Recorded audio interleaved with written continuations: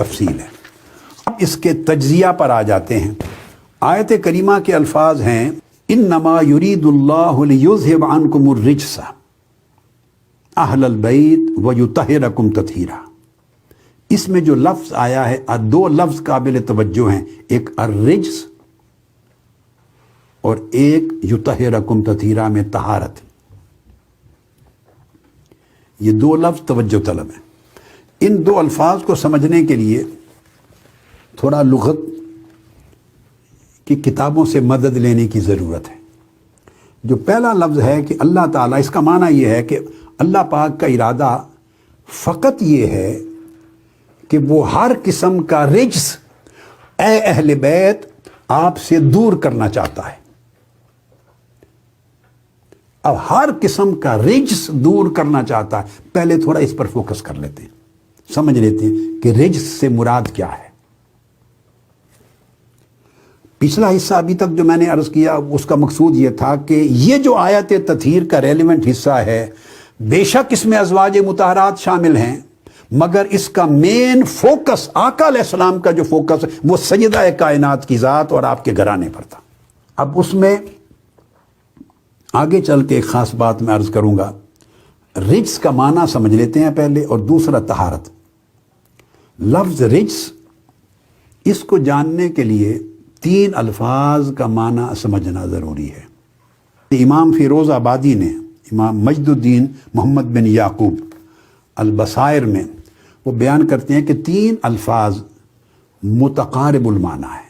الفاظ میں کوٹ کر رہا ہوں، ان کا ایک جیسا معنی ہے۔ جب تینوں الفاظ کا معنی آپ سمجھیں گے تو آپ کو رجس کا جو لفظ ہے اس کی معنوی حقیقت کی سمجھ آ جائے گی۔ ایک لفظ ہے الرج۔ اب چونکہ سیدہ کائنات سلام اللہ علیہا کی شان اقدس آیت تطہیر کی روشنی میں بیان کر رہے ہیں، اب ان الفاظ کا معنی سمجھنا بہت ہی ریلیونٹ ہے۔ رجس کو سمجھنے کے لیے ایک لفظ ہے الرج۔ الرج کہتے ہیں تحریک الشیء، کسی چیز کا حرکت میں آنا، کسی چیز کا کانپنا۔ قرآن مجید میں آتا اذا رجت الارض رجا، رج کسی چیز کا کانپنا، متزلزل ہونا، جیسے زلزلہ ہے، متزلزل ہونا، لڑکھڑانا، اس کو رج کہتے ہیں عربی میں، الرج۔ تینوں لفظ جو میں بول رہا ہوں، ایک الرج، ایک الرجز، وہ رجز بھی آتا ہے، رجز بھی آتا ہے، الرجز زے کے ساتھ، را جیم زے، اور تیسرا الرجس، رے جیم سین، جو اس آیت کریمہ کا لفظ ہے۔ تین لفظ معنوی اعتبار سے ایک ہی حقیقت پہ دلالت کرتے۔ آپ بات کو سمجھ لیں تو الرج کا معنی کلیئر ہو گیا، اضطراب۔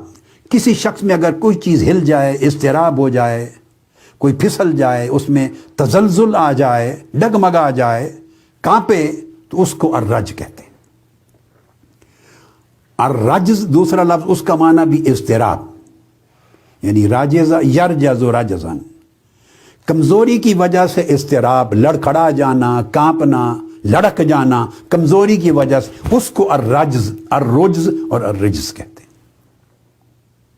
زبان بعض اوقات کسی بیماری کی وجہ سے اگر لڑکھڑا جائے، الفاظ صحیح ادا نہ ہو، اس کو بھی کہتے ہیں رجزن فی اللسان، کہ اس کی زبان میں لڑکھڑاہٹ ہے۔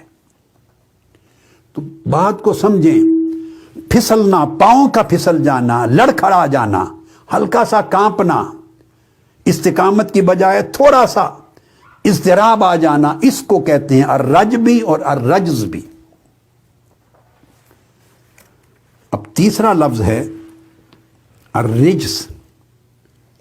رجس کا بھی یہی معنی ہے، اصل لغوی، مگر اس کا استعمال کہ اس میں لڑکھڑانا کس طرح، وہ پھر میں آگے عرض کرتا ہوں۔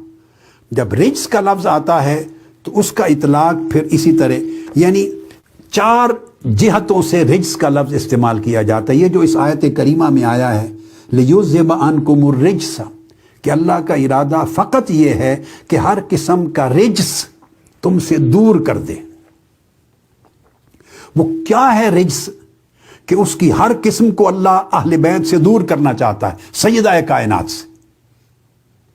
اب میں آگے چل کے بیان کروں گا کہ ازواج مطہرات کے لیے بھی یہی آیت کا ٹکڑا جو کہ ان پر بھی اطلاق ہے، اور سیدہ کائنات اور آپ کے گھرانے پر، تو کیا دونوں میں کوئی معنوی فرق بھی ہے؟ یہ ایک خاص نقطہ ہے، میں آگے چل کے عرض کروں گا۔ اب یہ آپ مفہوم کو سمجھ لیں۔ تو رجس اسی طرح جو لڑکھڑاہٹ تھی، اضطراب تھا، پھسلنا تھا، کانپنا تھا، وہ معنی رجس میں بھی ہے۔ تو یہ 4 طریقوں سے یہ لفظ رجس استعمال ہوتا ہے۔ ایک تو اب لڑکھڑانے کا مطلب ہے اصل جو استقامت ہے، سیدھے راستے پر چلنا، خیر پر چلنا، نیکی پر، تقوی پر، طاعت پر، بھلائی پر قائم رہنا،